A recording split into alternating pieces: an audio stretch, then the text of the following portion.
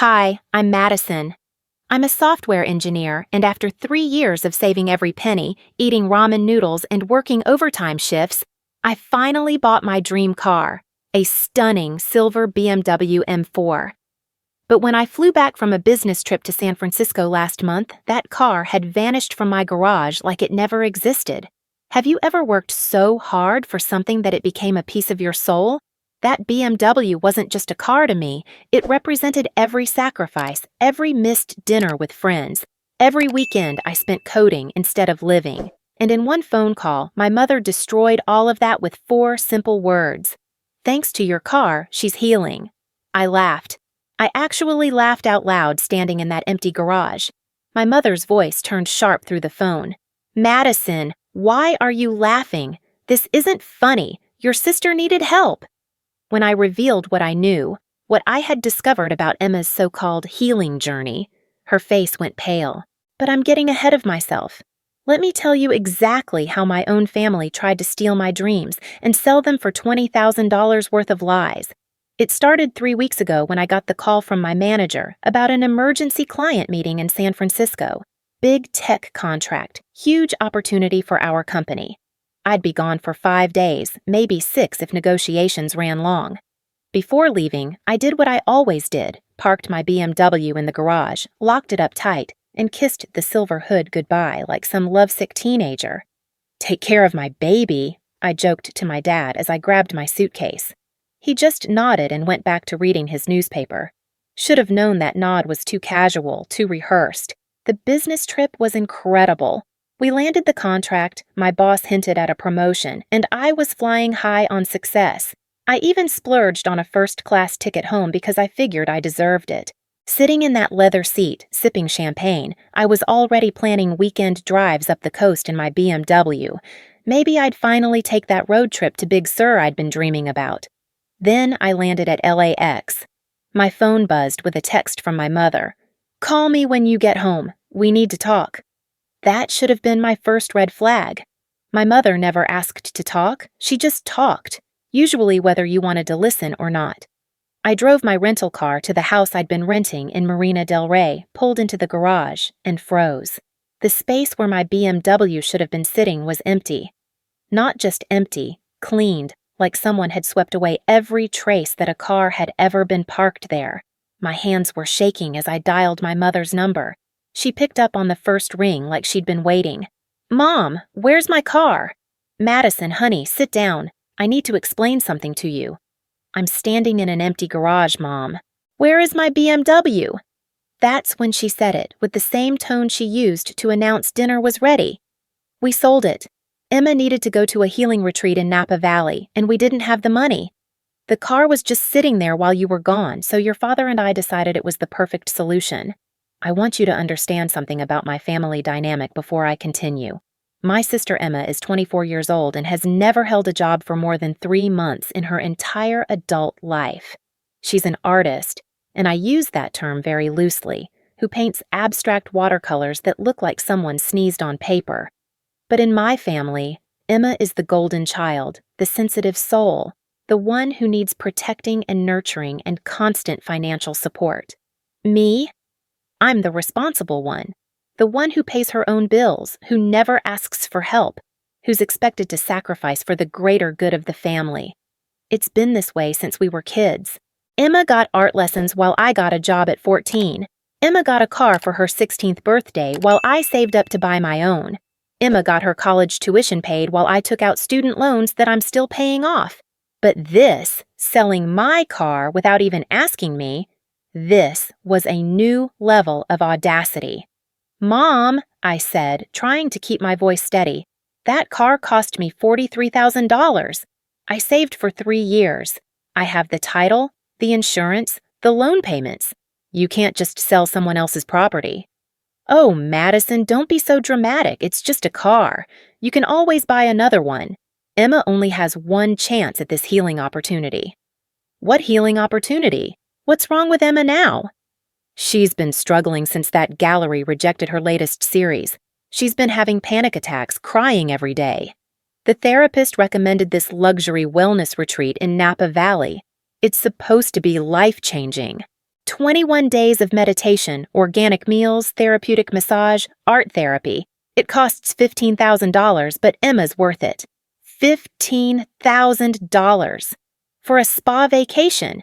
While I'd been working 60-hour weeks to afford my dream car, my sister was apparently falling apart because someone said her paintings weren't good enough to hang in their gallery. Mom, you had no right. We had every right. Family comes first, Madison. You're being incredibly selfish right now. Your sister's mental health is more important than your little sports car. Little sports car? 3 years of my life reduced to a little sports car. Where did you even find a buyer that fast? Your father knew someone who was looking for exactly that model. We got a great price, $20,000 cash. $20,000. My $43,000 car sold for $20,000. I felt sick. And don't worry, she continued. We put the extra $5,000 in Emma's account for incidentals during her retreat. She'll need spending money for the gift shop and maybe some new clothes. Healing is expensive, but it's worth every penny. That's when I laughed. I couldn't help it. The absurdity of it all. My mother talking about my sister's healing like she was recovering from cancer instead of a bruised ego. The casual way she'd disposed of my property. The complete lack of remorse in her voice. It was either laugh or scream, and I chose laughter. Madison, why are you laughing? This isn't funny. Oh, Mom, I said, wiping tears from my eyes. If you only knew what I knew. What's that supposed to mean? But I wasn't ready to reveal my cards yet. I needed to understand the full scope of their betrayal first. Let me tell you about the pattern I'd started noticing years ago, but had been too blind to see clearly. Every family crisis seemed to coincide with my financial success. When I got my first promotion, Emma suddenly needed emergency dental work that insurance wouldn't cover. When I received my signing bonus at my current job, Emma's apartment got broken into and she needed money for new furniture. When I got my tax refund, Emma decided she was called to take an expensive photography workshop in Portland. Each time, I was the solution. The responsible daughter who could afford to help. The good sister who wouldn't let family suffer. And each time I told myself this was what families do for each other. This was love, sacrifice, putting others first.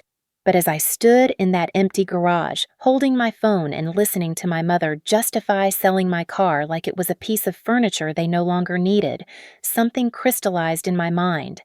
This wasn't love. This was exploitation. And Emma wasn't healing. She was enabling. Mom, I said finally, I need to ask you something, and I want you to be honest with me. When exactly did you and Dad decide to sell my car? Well, we'd been discussing Emma's situation for a while. When this retreat opportunity came up and we realized you'd be gone for almost a week, it seemed like perfect timing. Perfect timing. So you planned this while I was working my ass off in San Francisco to land a contract that's going to make our company millions. Madison, your language... My language is the least of your problems right now, Mom. The truth was, I'd already started investigating the moment I saw that empty garage. See, I'm not just a software engineer. I specialize in cybersecurity. I know how to find information, how to trace digital footprints, how to uncover lies. And something about this whole situation felt wrong from the beginning. While my mother was lecturing me about family loyalty, I'd already logged into our shared family phone plan and started examining data usage patterns. I'd pulled up location services and credit card statements. I'd even called the BMW dealership where we'd originally bought the car to ask some casual questions about recent transactions. What I found made my blood run cold. Mom, I need to ask you about Emma's retreat. Which facility is she staying at? Oh, it's called Serenity Springs Wellness Center. Very exclusive, very therapeutic. And she's been there how long now? She left 3 days ago. She was so excited, Madison. She said it felt like a new beginning. 3 days ago. I pulled up Emma's location data on my phone. According to her GPS history, Emma hadn't been anywhere near Napa Valley. For the past 3 days, she'd been bouncing between Beverly Hills, West Hollywood, and an apartment complex in downtown LA that I didn't recognize. But I wasn't ready to confront this yet. I needed more evidence. I'm glad she's getting help, I lied smoothly. Maybe I'll send her some flowers to encourage her healing journey. Oh, that's sweet of you, honey. I'm sure she'd love that. You see, this is the Madison we raised. Caring, supportive, family-oriented. After I hung up, I sat in my empty garage and let the full weight of the situation sink in. My parents had sold my car based on a lie. Emma wasn't at any wellness retreat. She was in LA, probably shopping with the money they'd given her, posting Instagram stories about her healing journey while sitting in some boyfriend's apartment. But I had one more card to play, one secret weapon that even my manipulative family didn't know about. 2 weeks before my business trip, spooked by some concerning financial news about identity theft in our neighborhood, I'd made a decision that seemed paranoid at the time, but now felt like divine intervention. I'd transferred the title of my BMW into a trust account that only I controlled. Legally, as of 2 weeks ago, my parents couldn't sell that car, even if they wanted to. They didn't own it, the trust did, and I was the sole beneficiary and controller of that trust, which meant everything they'd just done. Forging my signature, accepting money for property they didn't own, transferring funds based on fraudulent paperwork, wasn't just morally wrong. It was legally fraud.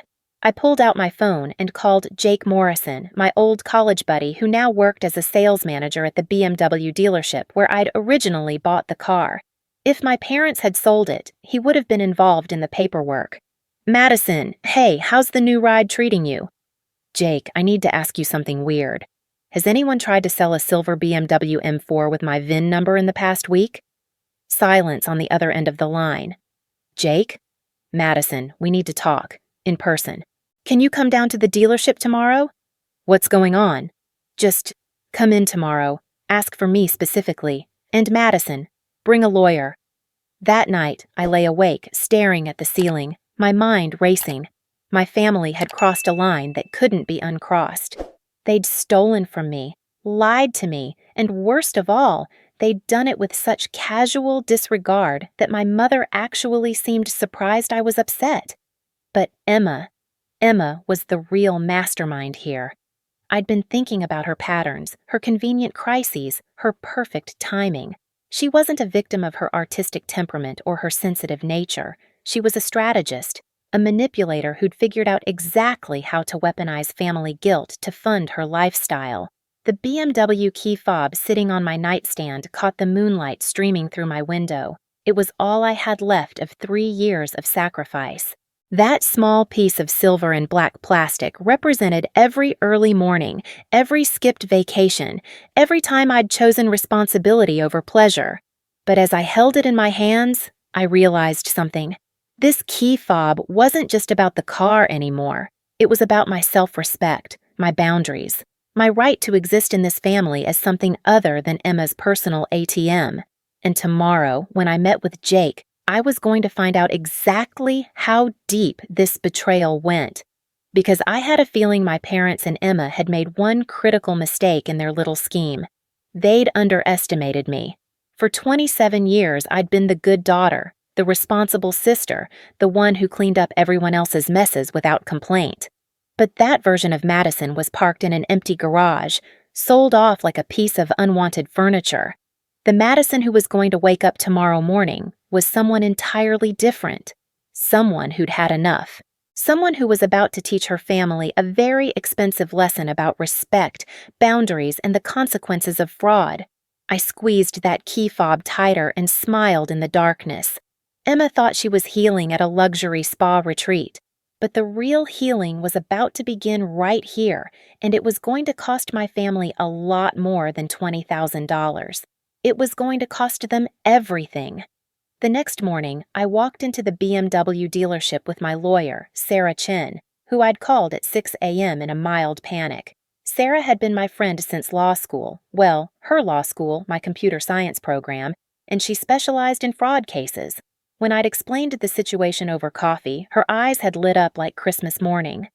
"Madison, if what you're telling me is true, your parents didn't just sell your car, they committed several felonies."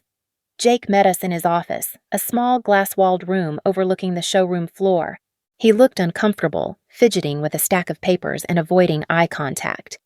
"Before we start," Sarah said, sliding her business card across his desk, I want to make it clear that I'm here as Ms. Thompson's legal counsel. Anything you tell us could become part of a criminal investigation." Jake's face went pale. "Criminal? Look, I didn't know anything was wrong until after the fact. Your parents seemed legitimate. They had identification, they knew details about the car." "Jake," I said gently, "just tell me what happened." He opened the folder on his desk and pulled out a sales contract. "Your mother and father came in 4 days ago. They said you were out of town and had asked them to handle the sale. They had a copy of your driver's license, knew the VIN number, had photos of the car. Everything seemed normal. Did they have the title? That's where things got weird." Jake pulled out another document. "They said you'd lost the original title and they were selling it with a duplicate.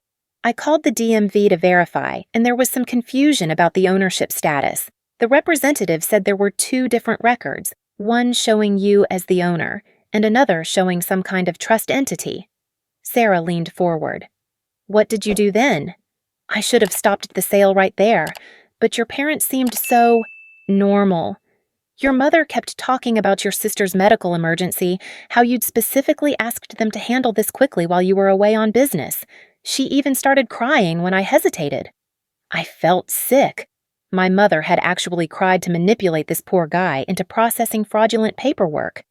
"There's more," Jake continued. "After they left, I kept thinking something felt off. So I called you directly. When your phone went straight to voicemail, probably because you were in meetings in San Francisco, I decided to do some investigating." He pulled out his phone and showed us a series of photos. Security camera footage from the dealership's parking lot, time-stamped from 4 days ago. There were my parents, clear as day, but there was also a third person sitting in their car, a young woman with long brown hair who looked remarkably like Emma. "Your sister was there," Jake said. "She never came inside, but she was definitely part of this. I saw her on the phone several times, like she was coordinating something." Sarah was taking notes furiously. "Jake, we're going to need copies of all this footage, all the paperwork, everything." "Of course. But there's something else." Jake's expression grew even more troubled. "The buyer they brought, the person who paid $20,000 cash for your car, I recognized him. His name is Marcus Webb, and he's bought cars from us before. Always cash, always slightly under market value, always quick transactions. I'm pretty sure he's involved in some kind of car laundering operation." My head was spinning. Not only had my parents stolen and sold my car, they'd sold it to someone who was probably going to ship it overseas or chop it for parts. The BMW I'd worked 3 years to afford was gone forever. "There's one more thing," Jake said quietly. "When I realized what had happened, I tried to contact Marcus to see if we could reverse the sale. His phone number is disconnected. The address he gave us is a vacant lot. Madison, I don't think you're ever getting your car back." I stood up abruptly, pacing to the window. Through the glass, I could see rows of shiny BMWs, all just like mine had been, beautiful, powerful, and completely out of reach now. "Madison?" Sarah touched my arm. "Are you okay?" "I'm fine," I lied. "I just need to know exactly how deep this goes." That afternoon, I drove my rental car to a coffee shop and opened my laptop. If my family thought they could outmanipulate me, they were about to learn exactly what 3 years of cybersecurity training could accomplish. First, I hacked into Emma's social media accounts. I know that sounds illegal, but I still had her passwords from when I'd helped her set up her Instagram for business purposes 2 years ago. Emma, being Emma, had never bothered to change them. What I found made my blood boil. Emma's Instagram story from 3 days ago, the day she was supposedly entering her healing retreat, showed her getting a manicure at an expensive salon in Beverly Hills. The geotag was clearly visible. Chanel Salon and Spa, Rodeo Drive. Not exactly the rustic wellness center my mother had described. The next story showed Emma shopping at Gucci, holding up a purse that probably cost more than most people's monthly rent. The caption read, "Treating myself because I deserve healing and beautiful things. Self-care, Jack worth it, Jack new beginnings." But the most damning evidence was in her direct messages. Emma had been texting with someone named Tyler, apparently her boyfriend, throughout her supposed retreat. "Day 2 of the wellness scam," she'd written. Parents totally bought it. Got 5K spending money plus whatever we can make from Madison's car. Tyler, baby, we're going to Cabo next week. Tyler had responded. Your sister's such a workaholic nerd. She probably won't even notice the car's gone for weeks. Easy money. Emma's reply. Right? She's so obsessed with being responsible and perfect. It's like she doesn't even know how to have fun. This is probably doing her a favor. Now she can focus on what really matters instead of driving around in some flashy car trying to prove she's successful. I screenshot everything. Every message, every Instagram post, every location tag. Then I dug deeper. Bank records showed that Emma had withdrawn $3,000 in cash from the account where my parents had deposited her healing retreat money.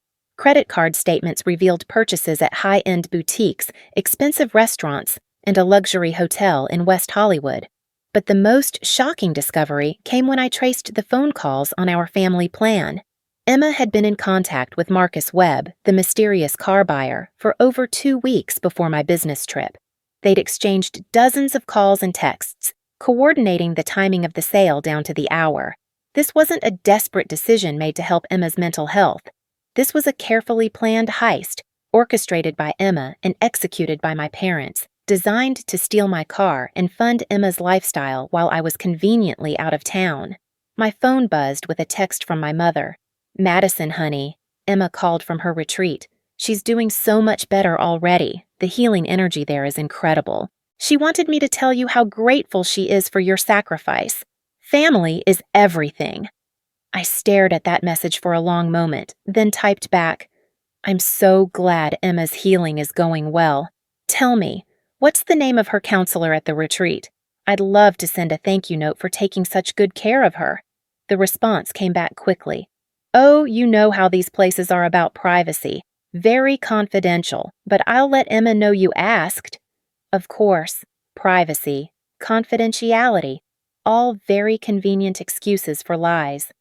That evening, I called my grandmother Rose, my mother's mother, who lived in a retirement community in Palm Springs. Grandma Rose had always been the truth teller in our family, the one person who never bought into Emma's victim act. Madison, what a lovely surprise. How's that beautiful car of yours? Actually, Grandma, that's why I'm calling. Mom and Dad sold it while I was on a business trip. They said Emma needed the money for a wellness retreat. So, silence on the other end of the line. Then, those idiots! What has that girl done now? What do you mean? Madison, sweetheart, Emma called me last week asking for money, said she was behind on rent and her utilities were about to be shut off. I told her to get a job like every other 24-year-old in America. She hung up on me. She asked you for money? She asks everyone for money, dear. Your Uncle David, your cousin Jennifer, even your great-aunt Martha, who's on a fixed income. Emma's been working her way through the entire family tree, spinning sob stories about her art career and her sensitive nature. This was news to me. I'd thought I was Emma's only source of financial support. Grandma, did you know she was supposed to be at a wellness retreat right now? Wellness retreat my foot. I saw her Instagram yesterday. She was at some fancy restaurant in Hollywood with a boy who looks like he hasn't worked a day in his life. If that's wellness, then I'm the Queen of England. I loved my grandmother. Madison, Grandma Rose continued, I need to tell you something. Your parents called me 2 days ago asking if I could contribute to Emma's treatment. They said it was a family emergency, that Emma was having a breakdown and needed immediate help. What did you tell them? I told them that the only breakdown Emma needs to worry about is the breakdown of her work ethic. And then I told them that if they were so concerned about her well-being, maybe they should stop enabling her and start parenting her. How did they react to that? Your mother hung up on me. Haven't heard from them since. But Madison, if they sold your car without your permission, that's theft. You could have them arrested. After I hung up with Grandma Rose, I sat in my empty garage and made a decision. For 27 years, I'd been playing by their rules, accepting their version of what family loyalty meant, sacrificing my own happiness to maintain peace. But they'd crossed a line that couldn't be uncrossed. It was time to fight back. The next morning was Saturday, and I knew exactly where my family would be, at my parents' house in Pasadena for their weekly family brunch. It was a tradition that had been going on since Emma and I were kids, a time for family bonding that mostly involved my parents fawning over Emma's latest artistic endeavor, while I helped clean up and listened to lectures about responsibility. But this Saturday was going to be different. I spent the morning preparing my presentation, screenshots, bank records, security footage, GPS data, everything organized chronologically to tell the complete story of their betrayal. I borrowed a projector from my office and loaded everything onto my laptop. Then I drove to Pasadena. The house looked exactly the same as always. My mother's perfectly manicured garden, my father's classic Mercedes in the driveway, the warm yellow walls that had always meant safety and love to me growing up. It was strange how a place could look so familiar while feeling so foreign. I could hear voices in the backyard as I walked around the side of the house, my projector case in one hand and my laptop bag in the other. The extended family was there for brunch, just as I'd hoped. Uncle David and Aunt Patricia, Cousin Jennifer with her husband Mike, and even Great-Aunt Martha in her wheelchair. And there, sitting at the head of the table like a queen holding court, was Emma. She was wearing a new outfit I didn't recognize, probably purchased with my car money, and gesturing dramatically as she told some story to the captivated audience. "Madison!" my mother called out, her voice bright with artificial cheer. "What a surprise! We weren't expecting you." "I can imagine," I said, setting down my equipment. "I thought it would be nice to share some photos from my recent business trip, and maybe hear about Emma's healing journey." Emma's face flickered with something. Panic, maybe, or guilt, but she recovered quickly. "Oh, it's been incredible, Madison, so transformative. I feel like a completely new person." "You look fantastic," I said, plugging in the projector. "That's a beautiful outfit. Very healing." "The retreat emphasizes self-care and positive energy," Emma said, smoothing her new designer top. "They encourage us to invest in ourselves, to treat ourselves with love and respect." "How wonderful! I can't wait to hear all about it." I connected my laptop to the projector and aimed it at the white wall of my parents' patio. The family watched curiously as I pulled up the first slide. "I thought it would be fun to share some memories from this week," I announced. "Let's start with Emma's healing journey." The first image filled the wall. Emma's Instagram story from the Chanel salon, clearly time-stamped 3 days ago. "Treating myself to some healing energy," the caption read, with location tags showing Rodeo Drive. The backyard went completely silent. "This is interesting," I continued, clicking to the next slide. "Because according to Mom and Dad, Emma was at a wellness retreat in Napa Valley 3 days ago, but her phone's GPS data shows she was actually in Beverly Hills." The next slide showed Emma's credit card transactions. $500 at Gucci, $300 at a high-end restaurant, $200 at a luxury hotel. Uncle David leaned forward, studying the projection. "Emma, weren't you supposed to be at some kind of treatment facility?" "I can explain," Emma started. "Oh, there's more to explain," I said, clicking to the next slide. Screenshots of her text messages with Tyler filled the wall, including the message about the wellness scam and Madison's car. Aunt Patricia gasped. "Emma, you called it a scam?" "And here's where it gets really interesting," I continued. Phone records showing dozens of calls between Emma and Marcus Webb, the mysterious car buyer, dating back 2 weeks before my business trip. My father stood up abruptly. "Madison, this is enough. You're embarrassing the family." "I'm embarrassing the family?" I laughed, the same bitter laugh from that first phone call. "Dad, you sold my car to a criminal. You forged my signature. You committed fraud.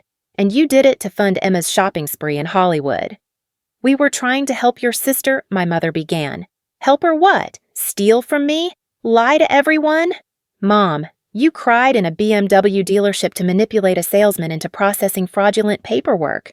You called Grandma Rose asking for money for Emma's emergency treatment, while Emma was posting Instagram stories from luxury boutiques. Great-Aunt Martha, who was 91 years old and sharp as a tack, wheeled her chair closer to the projection. "Is that your car, Madison? The one you saved for?" "It was my car, until Mom and Dad sold it without my permission to fund Emma's fake wellness retreat." "They sold your property?" Uncle David's voice was incredulous. Without asking you? Worse than that, I said, clicking to the security footage from the dealership. The image showed my parents clearly, with Emma visible in their car. They planned it. Emma coordinated with the buyer for weeks. She was literally there when they sold it. Emma finally snapped. You don't understand. I needed that money. My art career is stalled. I'm behind on rent. I'm struggling with anxiety and depression. Family is supposed to help each other. Emma, I said quietly, you weren't struggling with anxiety and depression. You were struggling with consequences. For the first time in your life, you were facing the natural result of not working, not paying bills, not taking responsibility for yourself. And instead of dealing with that like an adult, you decided to steal from me. It wasn't stealing, she shouted. It was borrowing. I was going to pay you back. With what money? You don't have a job. You haven't had a job in 6 months. You've been living off loans from family members and selling this victim story to anyone who'll listen. I clicked to the final slide, a legal document from Sarah's office. This is a criminal complaint I'm filing on Monday morning. Fraud, theft, forgery, and conspiracy. That car was titled to a trust account that only I control, which means when you sold it, you didn't just steal from me, you committed federal crimes. The silence that followed was deafening. Great Aunt Martha was the first to speak. Good for you, Madison. It's about time someone held them accountable. Uncle David nodded slowly. Barbara, Robert, I'm shocked. I'm genuinely shocked that you would do this to your own daughter. My mother's face had gone pale, just like I'd promised. Madison, surely we can work this out as a family. We don't need to involve the police. Mom, you involved criminals when you sold my car to a car thief. You involved fraudsters when you forged my signature. You involved con artists when you helped Emma scam money from the entire family. The police are already involved. You just don't know it yet. Emma stood up, tears streaming down her face. Madison, I'm sorry. I'm so sorry. I made a mistake. No, Emma. A mistake is forgetting to return a borrowed book. This was a planned crime. You spent weeks coordinating this theft. You celebrated stealing from me. You called me a workaholic nerd who wouldn't even notice my car was gone. I started packing up my equipment, my presentation complete. I want you all to understand something. For 27 years, I've been the responsible one, the sacrifice, the safety net that let Emma avoid growing up. But that version of Madison was sold along with my car. The Madison standing here right now doesn't clean up other people's messes anymore. I held up the BMW key fob that I'd been carrying in my pocket. This key doesn't start a car anymore, but it's opened something much more important. It's opened my eyes to who my family really is, and it's opened the door to a new life where I don't apologize for having boundaries. As I walked toward the gate, my phone buzzed with a text from Jake at the dealership. Madison, I have news. The FBI contacted us. Marcus Webb was arrested this morning as part of a major car theft ring. They want to talk to you about your case. Call me. I smiled and kept walking. Justice, it seemed, was just getting started. Behind me, I could hear Emma sobbing, my parents arguing in hushed voices, and Uncle David telling everyone he thought they should call their own lawyer. But I wasn't the family mediator anymore. I wasn't the problem solver, the peacekeeper, the one who cleaned up everyone else's mistakes. I was Madison Thompson, and I was finally, beautifully, completely free.